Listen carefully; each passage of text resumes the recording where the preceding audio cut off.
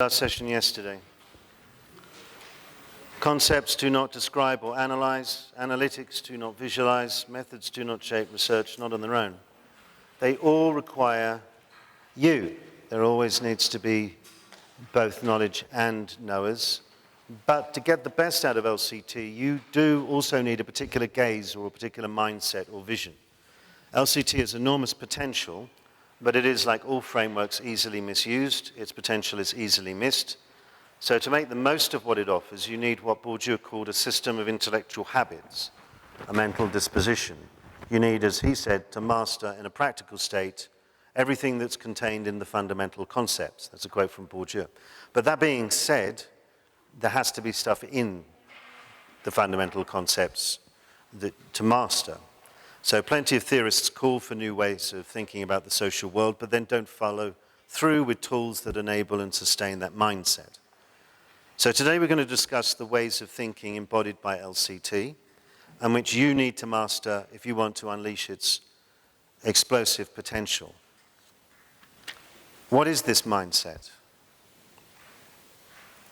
Well, it differs from what Bourdieu called the ordinary vision of the social world and what Norbert Elias called our familiar habits of thought. Now, people often ascribe this sort of common sense way of seeing things to the everyday world, as if academic life is separate, as if we simply leave this behind when we think our lofty academic thoughts. And that's simply not the case. We live almost our entire lives, including our professional lives, within this sort of ordinary vision that I'm going to describe, and which others have described. It's a key part of what goes without saying. It's the background hum of what we take for granted as we get on with things on a daily basis. As I said, to repeat Elias, it's our familiar habits of thought. So it's not surprising that these familiar habits of thought underpin a lot of academic work. They shape how we see and how we theorize the social world. Specifically, they mean we tend to talk about social phenomena as if they're already empirically perceivable, as if they're discrete things, and as if they stay the same. So in other words, this mindset treats social phenomena as easily visible and unchanging things.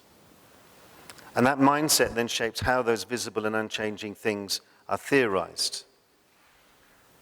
Each way of thinking shapes the way that we create concepts, and I'm going to be discussing examples of how that works. And I'll be arguing that the mindset limits what we can see and how powerful our explanations will be. I'll also be saying how we can generate a lot more power with a mindset that goes further than the ordinary vision, and how this mindset is the key to unleashing the explosive potential of LCT. And I'll discuss how making the most of LCT as a framework, involves depth realist thinking. The names don't really matter, but these are the names I'm giving it. Depth realist thinking, so we embrace not only what can be perceived, but also what cannot be perceived until but is still real. Relational thinking, to embrace not only things, but relations among things. And dynamic thinking, to embrace not only states of being, but also processes of transformation and change. And I'll also be highlighting how LCT involves problem-driven thinking, which I'll come back to. So as we'll see, as I'll make clear, these ways of thinking will massively expand what can be seen. They open up a whole new universe. And they unleash an explanatory power we have yet to fully see in the social sciences. Okay? That all sounds rather abstract and a bit philosophical, but I'll describe how they play out in how we think when using concepts. Right, now I must emphasize, I'm not saying the ordinary vision is bad, okay? Sorry, I'm wearing I can read this part glasses and I can't see you. So if I ask, can you nod vigorously so that I can tell that, yeah, that's okay, okay, yes. A mild concussion is the level I'm aiming for, okay. I'm not saying it's bad, right? So some scholars argue our familiar habits of thought are so deep-seated that we need what Bourdieu called a mental revolution, or a conversion of our vision, which sometimes suggests, and in many people's hands comes across as, a sort of binning of the everyday vision, or the ordinary world, or the ordinary vision. We've got to get rid of it. I mean, Bourdieu's very absolutely on the nail when he says it's very hard to overcome our normal habits of thought. and sometimes people can think that means we must get rid of them. I'm not saying, and I can't emphasize this enough, LCT is not opposed to the ordinary vision. We're not having to leave it behind. I know I haven't explained what it is yet, but you're clever enough to understand a placeholder, the ordinary vision. We're not going to leave it behind. We don't involve, I say we as if you're all just going to do what I say. LCT does not involve either or thinking. It involves both and thinking. So we can keep our ordinary vision. It's very useful, but we can also gain this extra mindset. So you'll find scholars like Bourdieu, big fan of his, but he often calls for a rupture, and I'm calling for more of an advance, an addition. You know, I'm saying if you add these extra ways of thinking, you're going to get an extraordinary vision. Oh, what did I just do there? Isn't that so clever? So smug. No, you'll get an extraordinary vision that will be truly powerful when explaining and changing the social world for the better. So to explain all this, Lee Rusniak and I are going to do this in a couple of talks, one after the other. I'm going to describe the ways of thinking, and then Lee's going to discuss research that exemplifies this sort of shift in thinking that we need and how it helps us, okay? In this session, when introducing each way of thinking that gives you this extraordinary vision, I'm going to start with what the ordinary vision sees. So you can clearly see the distance we can travel, the value added, yeah? And to do that, I'm going to use an example of concepts that embody the ordinary vision. That'll also emphasize it's not every day.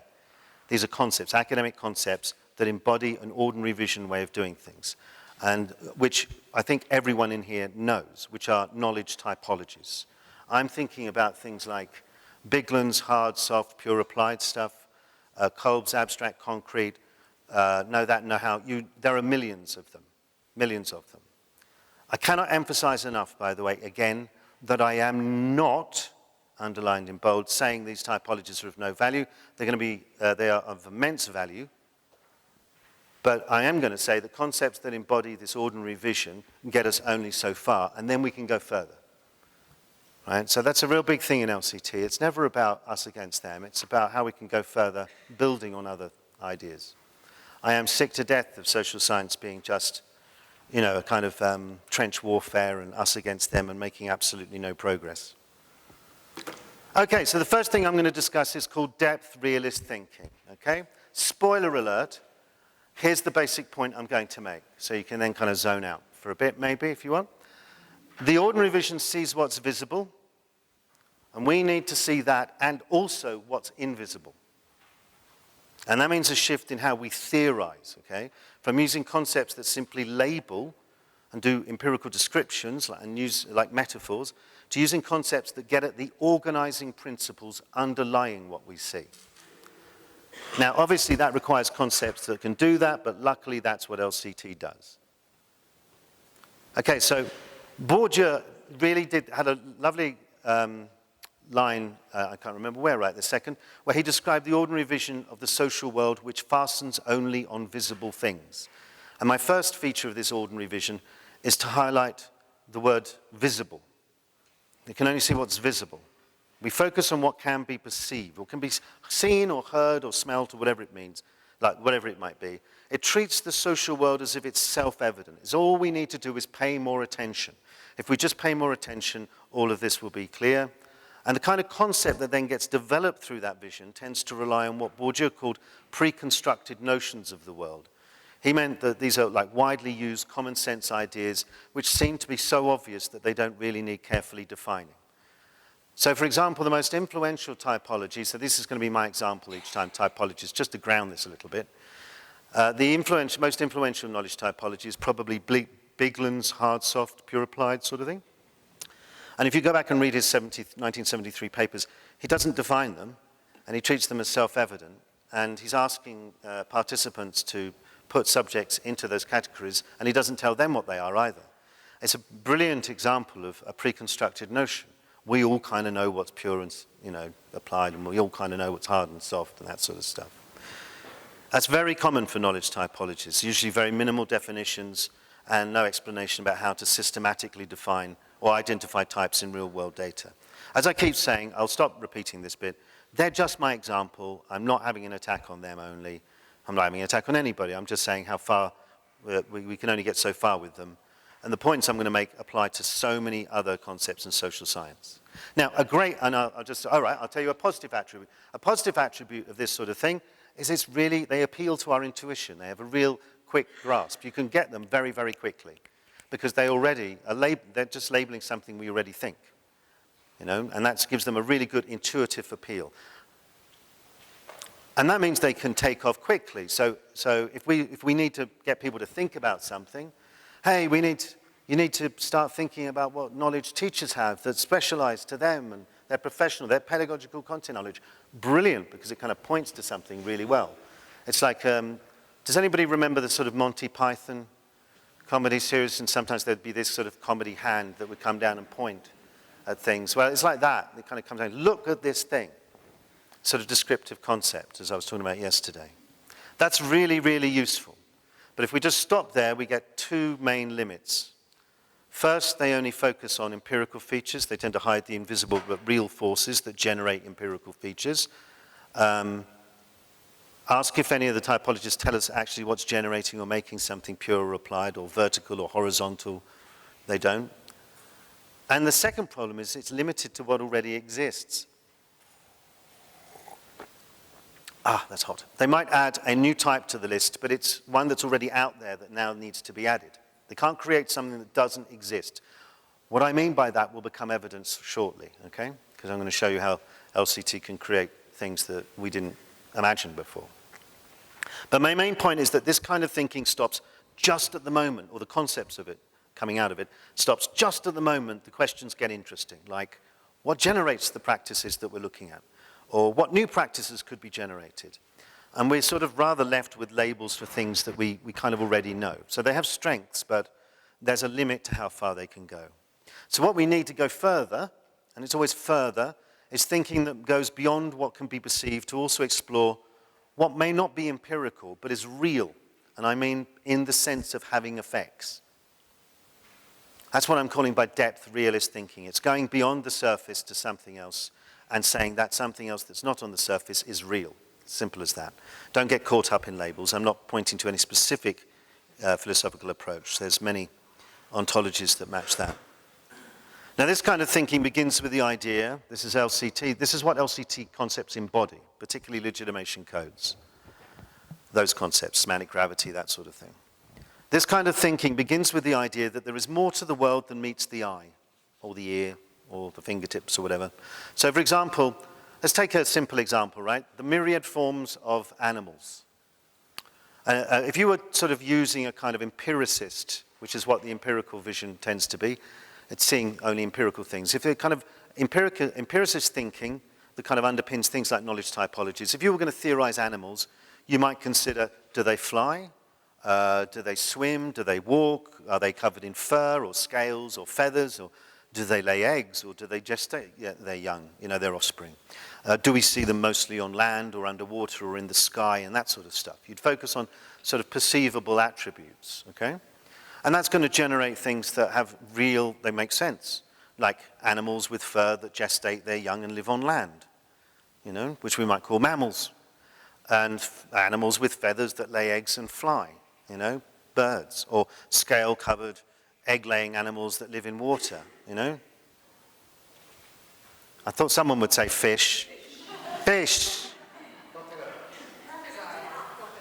Well, that's the point, right? They can be really useful because these make intuitive sense. But I live in Australia. That's a duck-billed platypus. It has fur. It lays eggs. It has a bill like a bird. It lives largely in water. What in God's name is it if we were given those three boxes? Literally, it was thought of when it was brought back, a specimen was brought back to Britain from Australia. It was thought to have been a hoax created by gluing together various bits of different animals. Well, we can go further than that by explaining how all those features are generated by attributes not readily visible, such as their DNA sequence, the DNA sequencing of different animals. We can dig beneath the surface features. And to do that, we engage in depth realist thinking. We embrace the empirical, but we explore beyond it.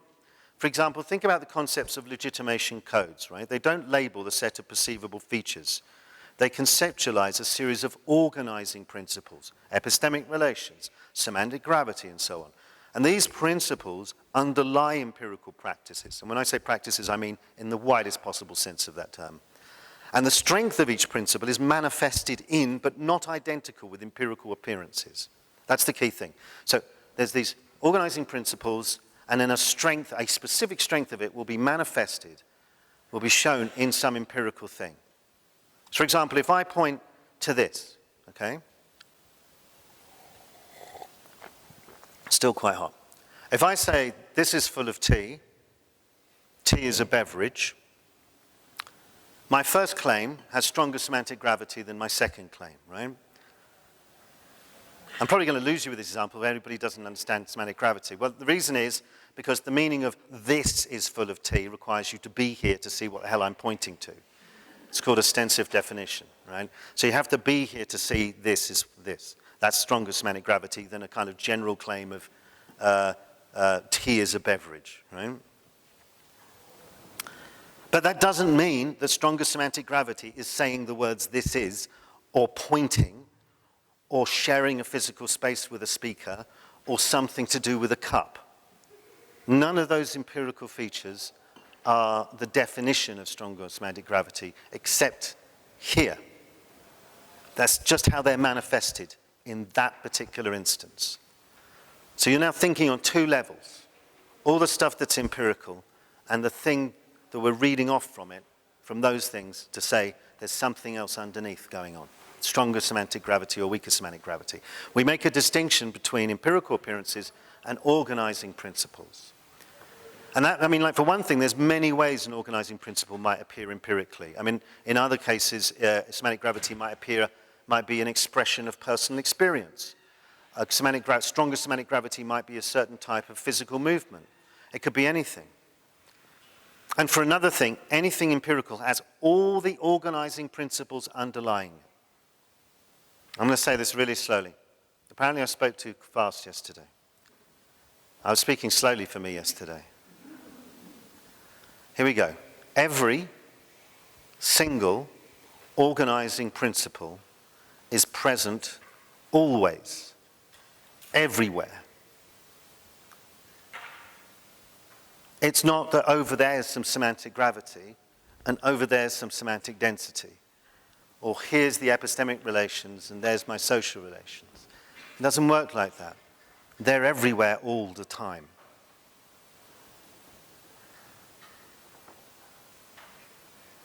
If you can get your head around that. For example, this is full of tea, right? It's not just about context dependence. That's also manifesting other stuff. It's realizing other organizing principles. Let's say social relations, right? Social relations. How's social relations being expressed there? They're all there. What strength of social relations is being expressed, I should say? Well, stronger social relations, I would suggest, because, you know, like it's personal experience. I know because I can see the cup and I'm drinking out of it.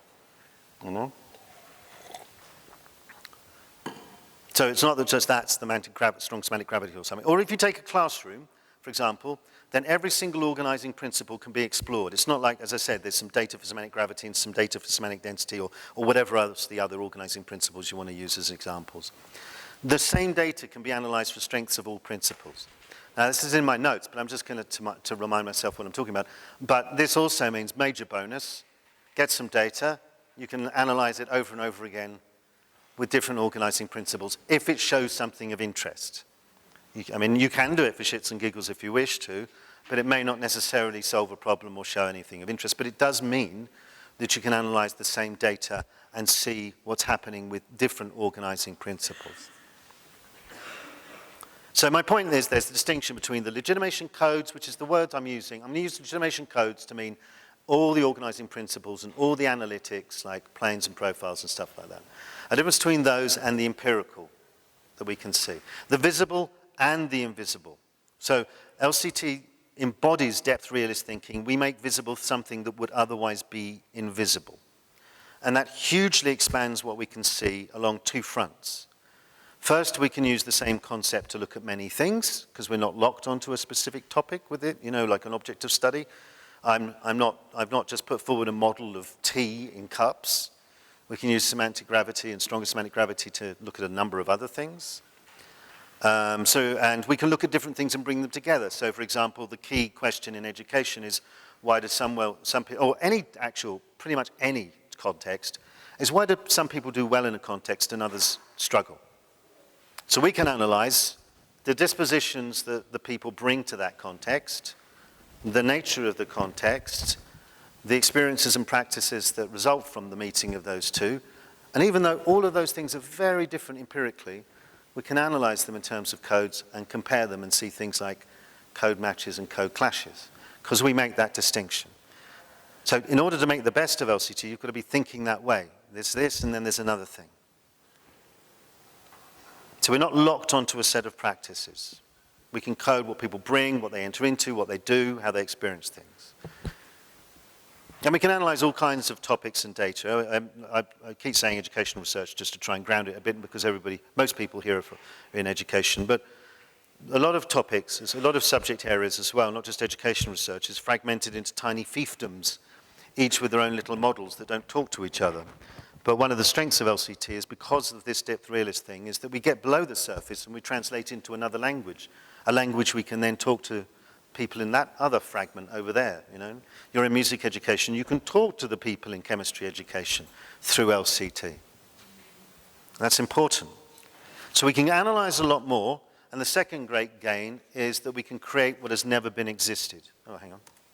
Yep.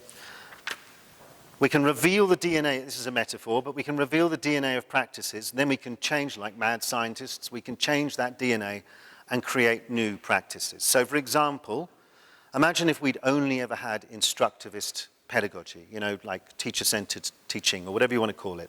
Imagine if we've had that. You know what I'm talking about, don't you?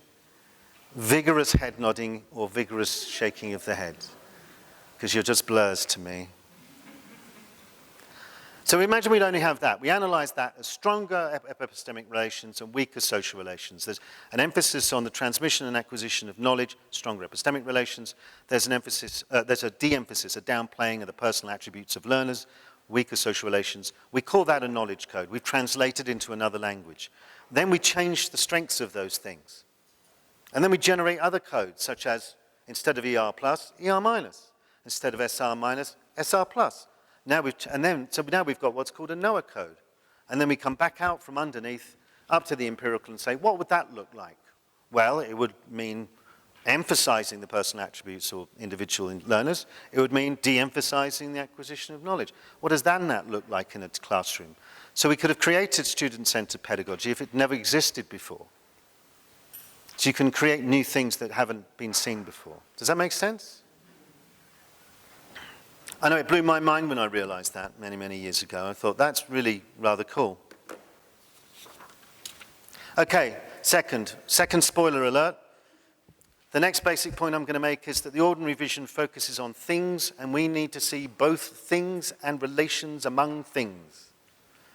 And that means we need to shift how we theorize from thinking in boxes to thinking in terms of coordinates.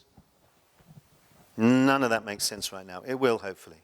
So you remember, I used this quote from Bourdieu, the ordinary vision of the social world which fastens only on visible things. I'm now emphasizing things rather than visible. Things. Because the second aspect of that ordinary vision, that way of thinking, is to view the social world as what Ernst Cassirer called substances. He called it substantialist thinking. What I mean is that when we use it to theorize, the ordinary vision isolates a set of features as common to a category or type, and then treats that type as a separate thing all of its own. So knowledge typologies, they'll gather up some features such as what knowledge is about, or some other feature about it, and then they'll put them into a type, a bunch of features, and then they're treated like separate things. So each is a box into which you put empirical practices. Almost thinking in terms of boxes, if you want a sort of metaphor. It asks the question then, you've got your boxes of the types, and then it has its data, and it says, okay, which box do I put this in? Does this data have the features that that box tells us it should have? And then I'll put it in there. Or does it have those ones? That's how analysis works, really, in that way. It has the appeal, the positive stuff about that, it has the appeal of simplicity, it has apparent clarity, It appears to have empirical validity. The categories resonate with our experiences. Remember the animals? The animals, mammals, and birds and fish, that really does have intuitive appeal and resonates with our experiences and works most of the time. And similarly, we all know what sort of pure and applied means, and we all use it all the time. It's quite useful. We know what know that and know how and things like that are. We kind of do. But when you try to analyze real-world data, such as a classroom, Basil Bernstein used to say that, he never wrote this down, but he used to say the classroom is the graveyard of the researcher. People would go in and never come out again. Not sane, anyway. Because it's really bloody complex. There's an infinite flux of potential data in a classroom. It is extremely complex. And when you try to get some of that data and use it with a few boxes, nothing fits. Everything is a duck-billed platypus. I've analyzed thousands upon thousands of hours of classroom practice, and I have never seen data that I would be able to label as pure or applied. Not properly. And the reason is not because we need more types and more boxes. We need to think outside the box. Oh, what did I just do there? We need to think outside the box. We need to think in terms of relations. What the hell do I mean? Relational thinking explores both relations and things. So rather than dividing phenomena into separate things with discrete qualities of their own, relational thinking explores the complex networks among phenomena which give those qualities meaning. And we do that with organizing principles, the basis of legitimation codes. By the way, relational doesn't mean how they relate visibly. Now you're going back to the first mistake. Or not first mistake, but the first aspect of ordinary thinking. It's how they relate in terms of the underlying. So these first two, depth, realist, and relational, go hand in hand almost. You need to be thinking relationally in terms of that underlying invisible layer of organizing principles. So like organizing principles, let's say semantic gravity, that's not a collection of features against which we compare practices. We don't analyze, say, this is full of tea and tea is a beverage, according to whether they have semantic gravity or not, whether they have semantic density or not. That is total nonsense. That means nothing in LCT to say that. Things don't have semantic gravity or semantic density. Semantic gravity and semantic density are underlying organizing principles of everything. I conjecture, if you want to be really careful about it. But you don't have something that comes along and says, hi, I've got semantic gravity, and that person over there has got some of the semantic density. Things don't have it or not. So with the boxes, remember, does this have those things? We don't do that. It's not, does it have this or have that? Everything always has everything. The question is not what something has, the question is always, what is its strength? What's the strength of semantic gravity here? Is it weaker or stronger? Is it really strong or really weak? The question's never what it has, it's always, what's its strength for the one I'm looking at? And that strength is always relative to other possible strengths. This way of thinking, by the way, is not intuitive. That's, the kind of off-putting aspect of all this. That's what the ordinary vision has in its favor. It's not intuitive. It's a fundamental shift in how we see things, from boxes to coordinates. Like concepts like knowledge typologies offer a series of boxes, each one's labeled with something that looks like what goes into it, and you're meant to take the data, as I said, you put it in a box, put it in a box, put it in a box. Each item of data can only go into one box usually. There might be some subcategories inside, but usually it's fairly just simple and one. Often there's only 2 or 4 of them anyway. And you just sort of compare what you've got against the labels, as it were. You don't see like, well, as you can see, what comes first, what comes foremost in that analysis is, and what doesn't change, is the series of boxes. They tend to stay the same as you face them with your data and start having a mental breakdown. Now imagine instead that this is a sort of practice of some kind. It's an essay, it's teaching, whatever it might be. I've shown an airplane, because that's going to help my metaphor. I like the metaphor because an aircraft in flight can be located through a variety of coordinates. It's at a certain longitude, and when it's in flight, it's a certain latitude. It is at a particular height. It is traveling at a specific speed. So the first thing to know is that we're starting with the data here, not with the concepts, okay? Secondly, we're not trying to shove that airplane in a box.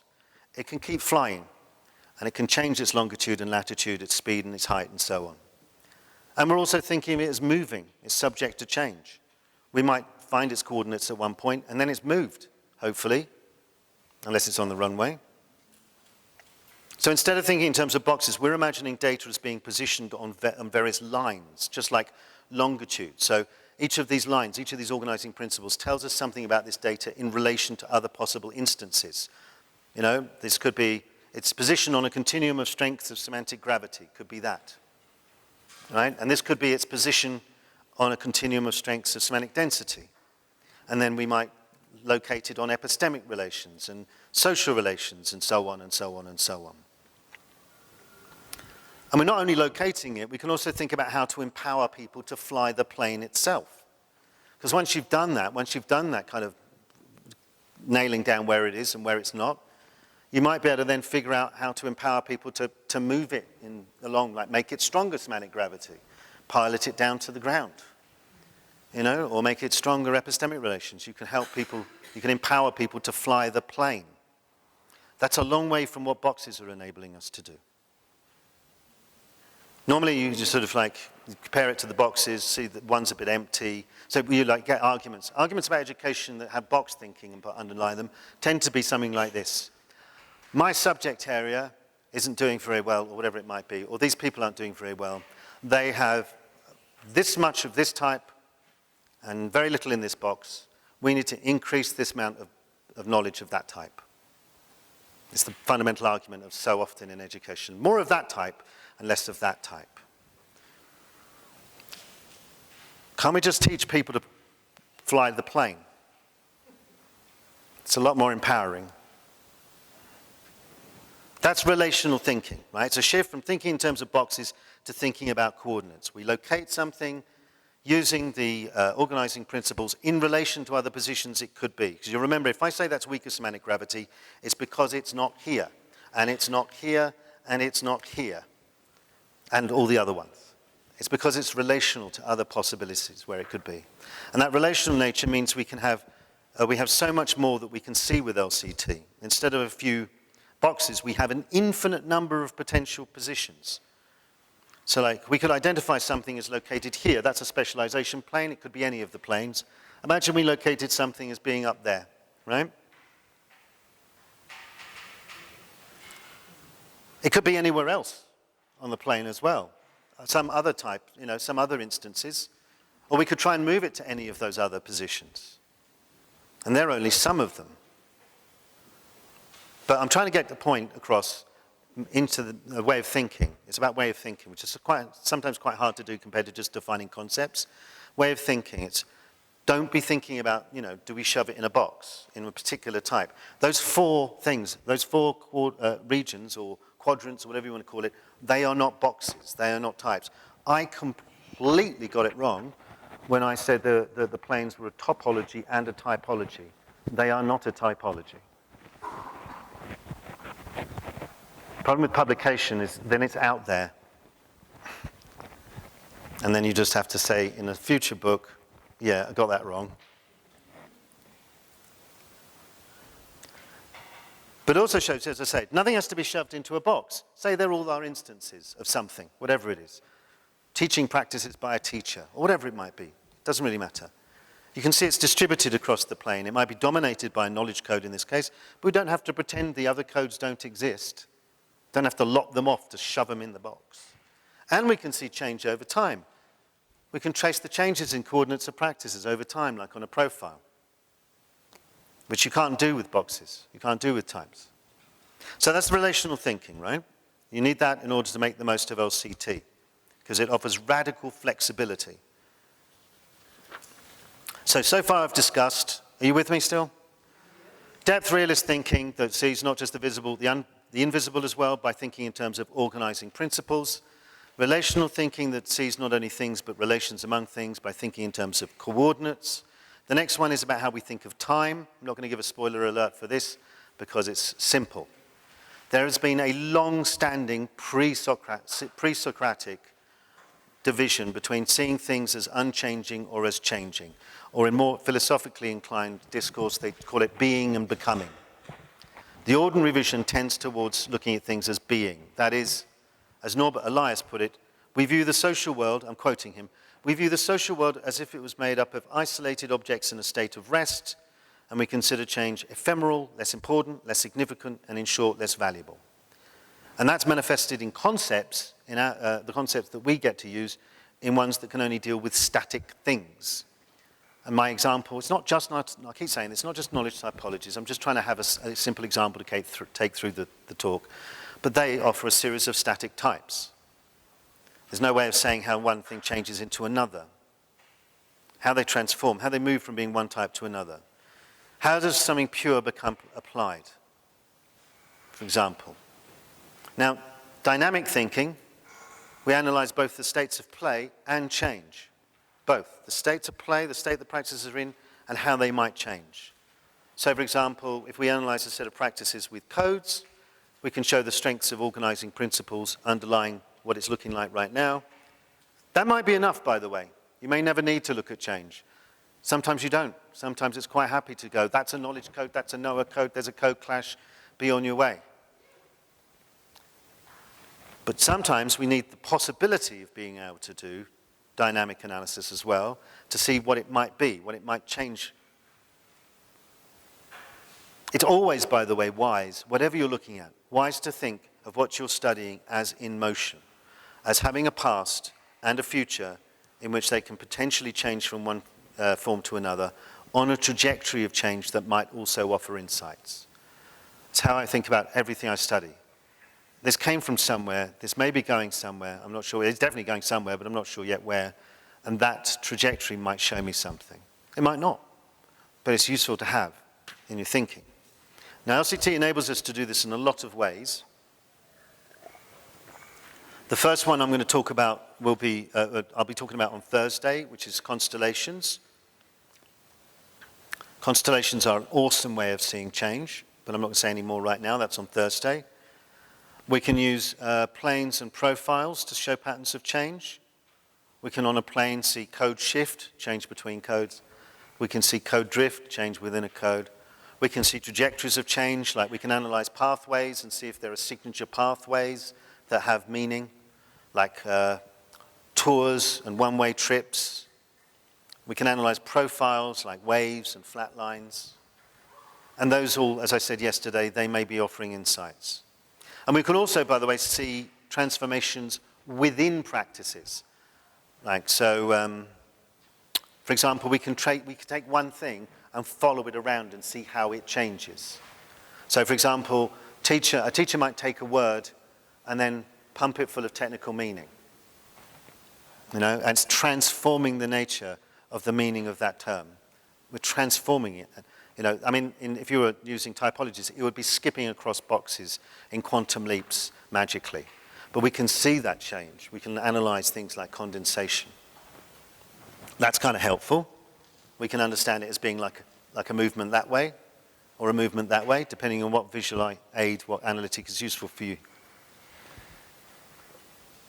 And also it's useful because we can see both change and continuity at the same time. So something might seem to change empirically, but actually, underneath, when we look at the invisible, it's the same thing. It's come up as another thing. You know, there are so many forms of pedagogy. There's one invented every minute. And if you analyze the codes of them, so many of them are the same code. They're just a sort of new label. They're the new, you know, the color has been slightly changed, the size of the logo has been slightly altered, the hemline is 1 millimeter shorter or whatever. It's the same code underneath it. So we can see what's changed, what's really changed, or what's not. Or things that look really different could be the same fundamental underlying code. And so again, the purpose of this is if you think about it in terms of change, doesn't mean you have to analyze change, but you've got to have it in mind to make the best of LCT. And you can get more out of LCT, and you can do, I mean, LCT will give it back to you in spades because it can do it. You can see more. If you were trying to say, see change with, say, say I had the categories academic knowledge and everyday knowledge. Those things aren't like that. They're not discrete entities that, that then bang against each other like billiard balls. The everyday knowledge is constantly in classrooms or in other contexts being transformed into this other thing. And this other thing's being taken out and turned into this thing. We need to see those changes. We need to see time. If you can't see change, then how are you going to make things for the better? Okay, so when compared with the ordinary vision, the three ways of thinking I've discussed so far dramatically expand the range of phenomena that we can see, okay? So if you think in these terms and you use LCT this way, it will sustain your mindset that way because it's got that capacity to do so. As I said, a lot of this stuff is not at all new. A lot of the things I'm arguing here are in no way new at all. But they've been argued many times by theorists whose then their concepts that they're arguing for don't fully deliver.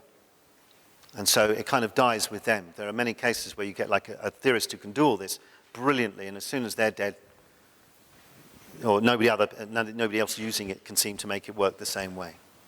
So the final mode of thought I'm going to discuss doesn't expand what we see, it expands how we go about seeing it, right? It expands our minds about what ideas we can use and how we can bring them together. Our familiar, ordinary habits of thought, especially those of scholars, tend to focus on the discussion of intellectual approaches. It's not surprising. Our position in society, our income, our status, it depends at least in part on our knowledge of intellectual ideas. The ordinary vision of scholars brings our intellectual tools to the forefront. That's what we tend to focus on a lot. There's nothing wrong with that. I'm doing it right now in a particular context for a particular purpose. There's nothing wrong with that.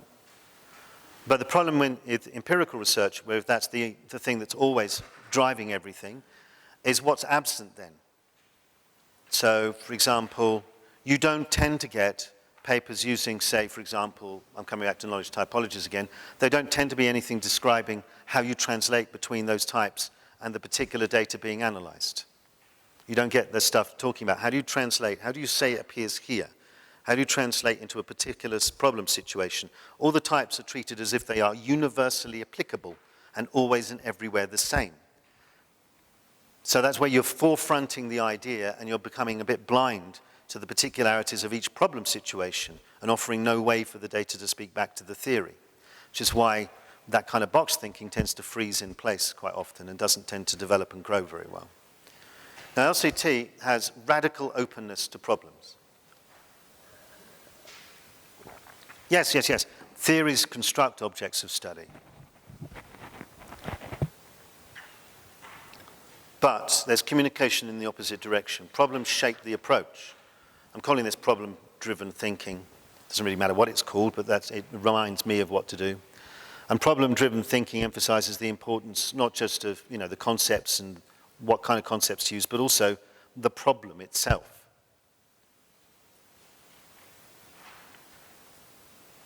As I discussed yesterday, in LCT we have descriptive concepts such as constellations and fields that I'll be talking about that explicitly shape how we go about shaping our objects of study and seeing them. So it is putting ideas first, but we also have things like translation devices that enable us to connect and for the data to talk back, and makes explicit how the analytical concepts in LCT, like codes, are related to real-world data. And I gave you an example yesterday of how I had to change my definition of social relations when we were trying to use it back in whenever it was, in the early 2000s. So LCT has radical flexibility as well when it comes to selecting and constellating together ideas in your research and your practice. Which codes, which organizing principles to use? It's not set in advance.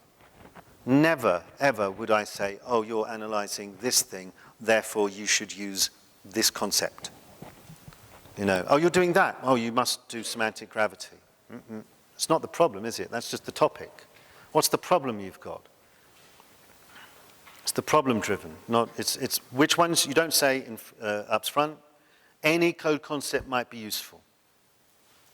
Radical flexibility. You don't have to use them all. You could just use one. I encourage people to use one actually, because as I am always saying, you only need as much theory as the problem demands.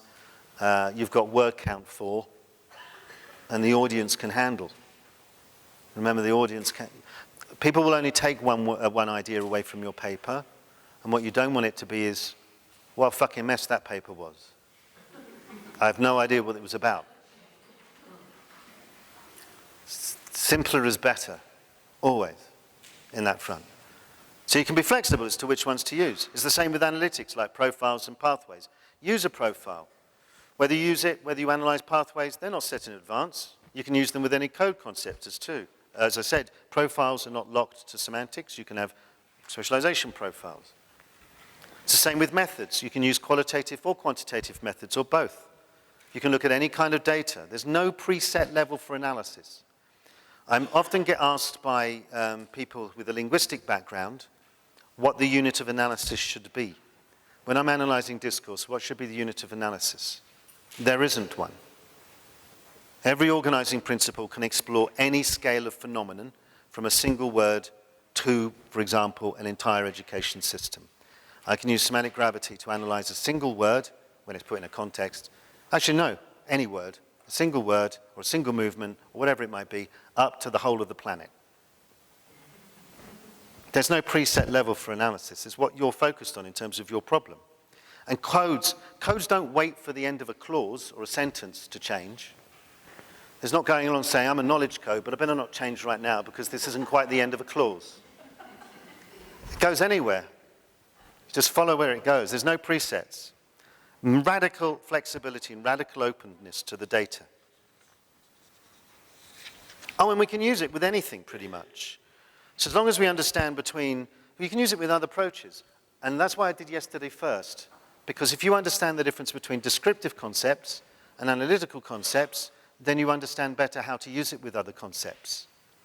Because often people are treating other frameworks as the same as LCT, and they're saying, I'm using PCK or threshold concepts or whatever, and LCT, and not realizing that they're going to do different jobs. This thing over here, these are going to tell us what to look at and say it's important and point to what needs analysis.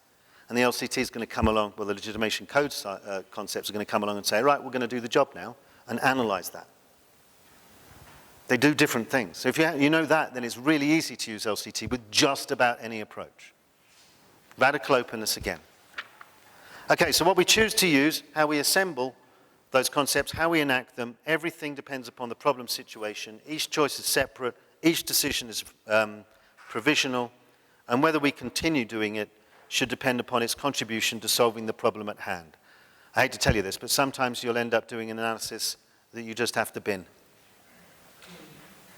You analyze something for, say, specialization codes, and then it turns out to tell you absolutely nothing of interest.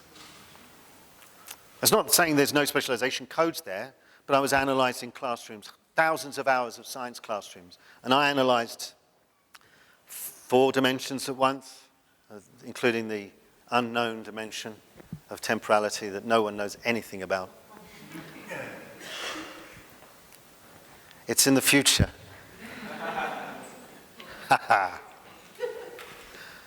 and you know, and semantic gravity was filled with interesting things. Autonomy was filled with interesting things. And there's specialization, dull as ditch water. Knowledge code. Oh, a bit of no code there. Oh, just a bit of sorting out some admin. Knowledge code. It was just not interesting. So sometimes you use a part and it doesn't show you something. But you're being problem-driven, you know. So that expands radically the possible concepts, analytics, methodologies, methods, data, forms of data, scale of data, units of analysis that we can use to solve problems. So to finish up, and then I'm going to be passing over to my colleague Lee, I've been saying, this is what I've been saying, our familiar habits of thought, as Norbert Elias called it, offer an ordinary vision, as Bourdieu called it. So don't go away and say Karl calls it the ordinary vision. Blame that on Bourdieu.